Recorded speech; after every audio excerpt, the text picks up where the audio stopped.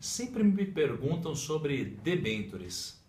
Debêntures são possivelmente e potencialmente o investimento mais rentável do Brasil em renda fixa. Porém, obviamente, é melhor você entender os mínimos detalhes. E é sobre isso que a gente vai falar no vídeo de hoje. Vamos lá!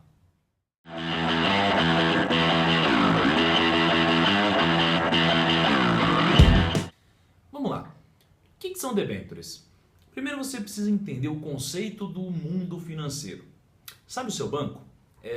Independente de qual seja, todos funcionam da mesma forma.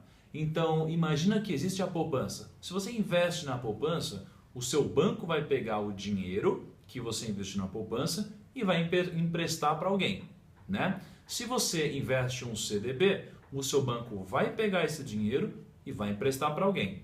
Se você investe em qualquer título de renda fixa, né, em uma LCI, uma LCA, tanto faz, o banco vai pegar o seu dinheiro e vai emprestar para alguém. Mas só quem pode criar um título chamado de poupança, de CDB, de qualquer coisa assim, é a sua instituição financeira. Quem não é instituição financeira não pode criar um título como esse. Agora, uma empresa que não é uma instituição financeira, ela pode emitir uma debênture, tá? Então, imagina uma empresa como a Apple, por exemplo. A Apple não pode emitir um CDB, uma poupança, nada disso, mas ela pode emitir uma debênture, né? Então, imagina por um instante que a Apple, ela quer investir, ela precisa investir para desenvolver alguma linha de produtos novos, então ela vai precisar gastar um dinheirão, né? Quando ela vai fazer isso, ela pode usar capital próprio, né, dinheiro dela mesma, ela pode ir lá no banco e pedir um dinheiro, ou ela pode emitir uma debênture. E quando ela emite uma debênture, ela está basicamente pedindo dinheiro emprestado para o mercado todo, né, para você, para mim, para todos nós, e está usando esse dinheiro para investir em alguma coisa. A ideia é que a Apple consiga rentabilizar esse capital e que com o tempo ela pague nós, que somos os credores. Tá? Então uma debênture não muda nada em relação a um CDB, uma poupança, uma LCI, qualquer coisa assim. A diferença é que na debênture a gente está emprestando para uma empresa, né, uma instituição não financeira, e o resto a gente está emprestando para uma instituição financeira. Tá? Então vamos lá.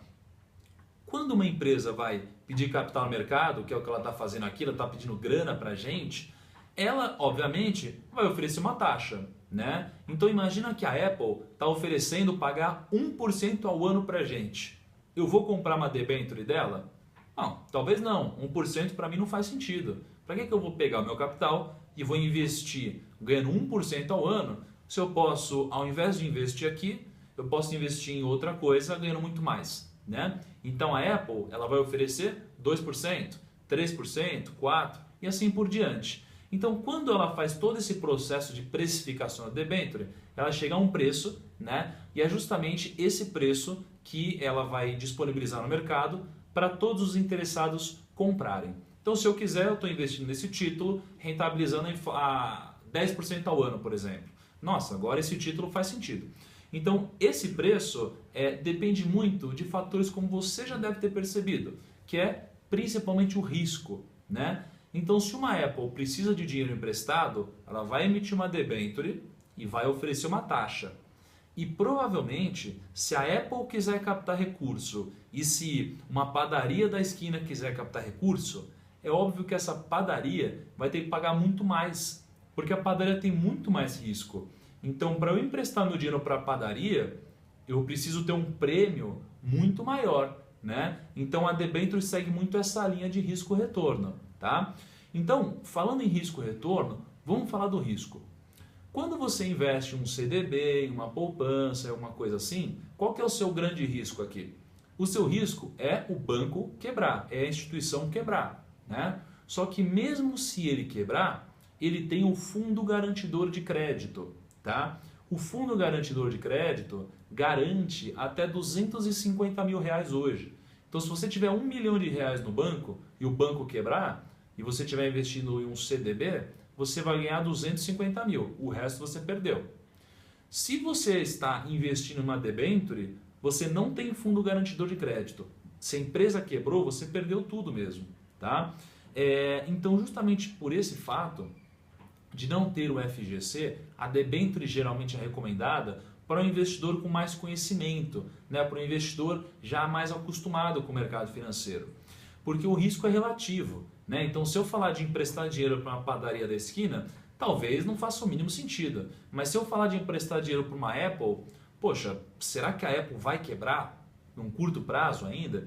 Então, por isso que o risco é relativo, né? Tudo depende da instituição que você está acreditando, né? Quando você empresta seu dinheiro.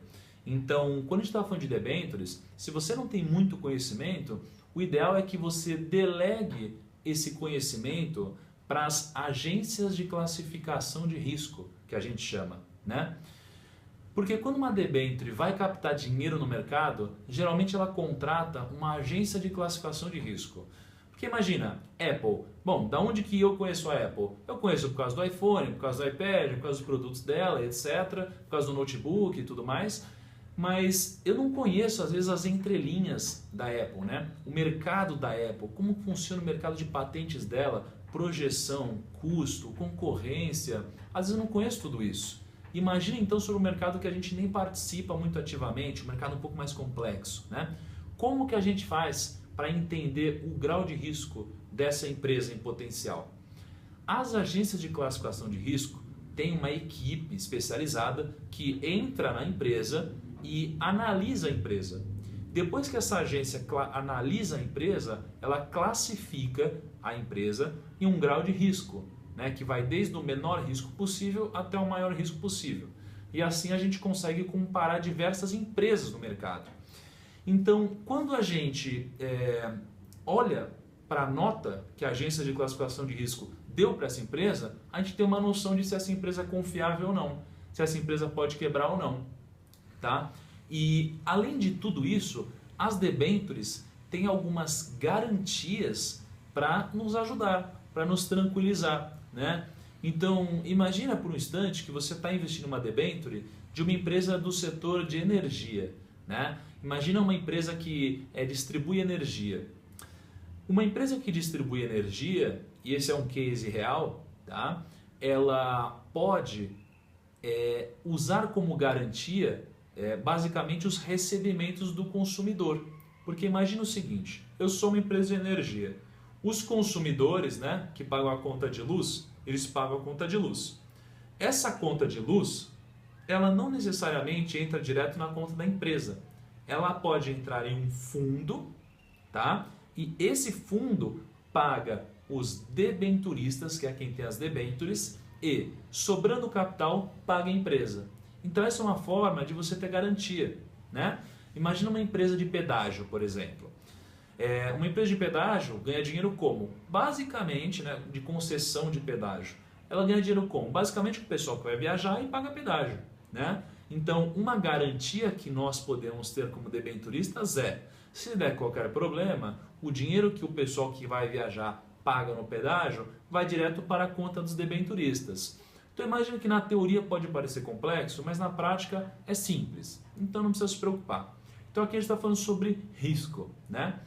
Agora, falando em rentabilidade, que é o que geralmente todo mundo busca, ou é por isso que o pessoal veio parar em debênture, né? A rentabilidade da debênture, geralmente ela pode ser paga de várias formas, né? Você tem uma rentabilidade que pode ser pré-fixada ou pós-fixada, ou uma mistura entre elas. A debênture, a forma da debênture mais famosa hoje no Brasil é a debênture que paga a inflação mais uma taxa. Essa é a forma mais famosa aqui no Brasil, tá? Por quê? Porque todas as debêntures, presta atenção, todas as debêntures do setor de infraestrutura que pagam inflação mais uma taxa de juros, elas são isentas de imposto de renda, tá? Então, uma debênture que paga inflação mais 7, ela não paga imposto. Se a inflação for 10 mais 7 dá 17%, você não paga imposto de renda, tá? Então, uma debênture como essa te dá 17% de rentabilidade, tá? Então, se você fosse comparar essa taxa e as taxas reais disponíveis hoje no mercado de debênture, você entender que é muito difícil ter uma renda fixa que paga mais que ela. Por quê?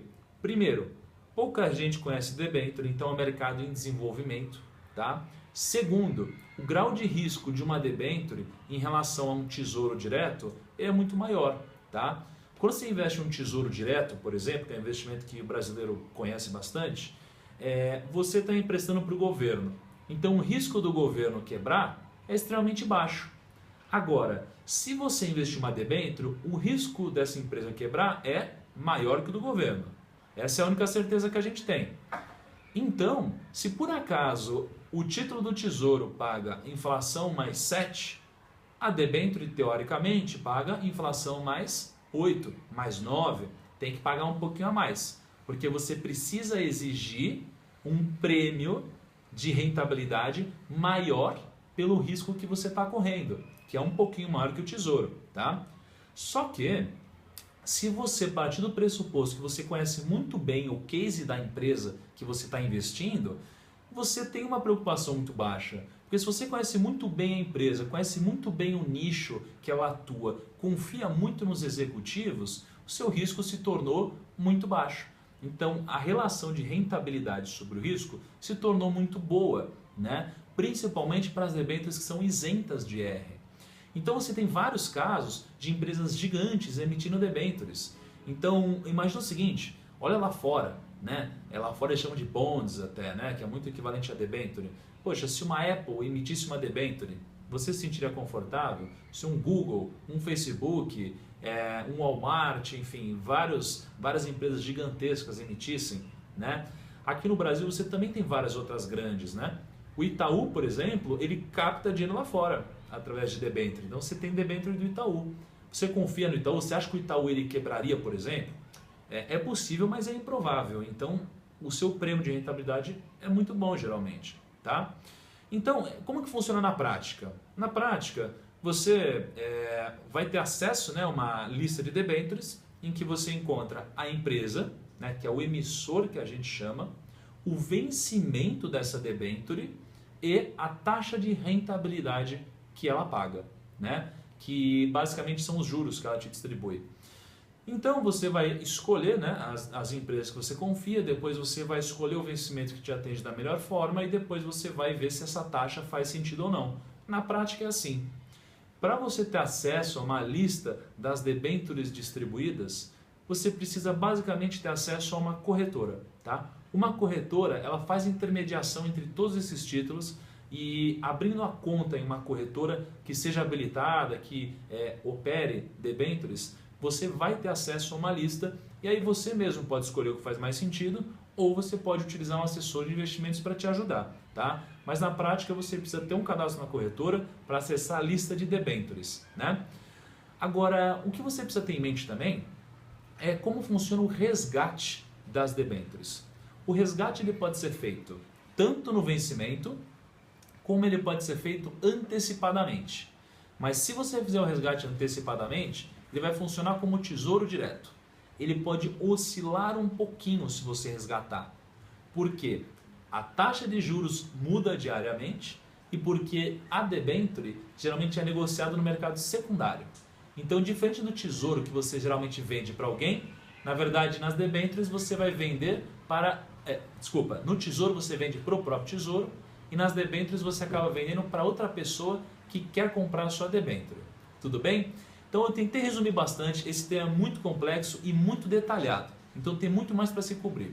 Mas eu espero que com esse vídeo de hoje você já tenha uma noção mais básica de como funciona esse mercado, o que é uma debênture e como você pode rentabilizar melhor o seu capital. Eu sou o Thiago Nigro e eu te espero no nosso próximo vídeo.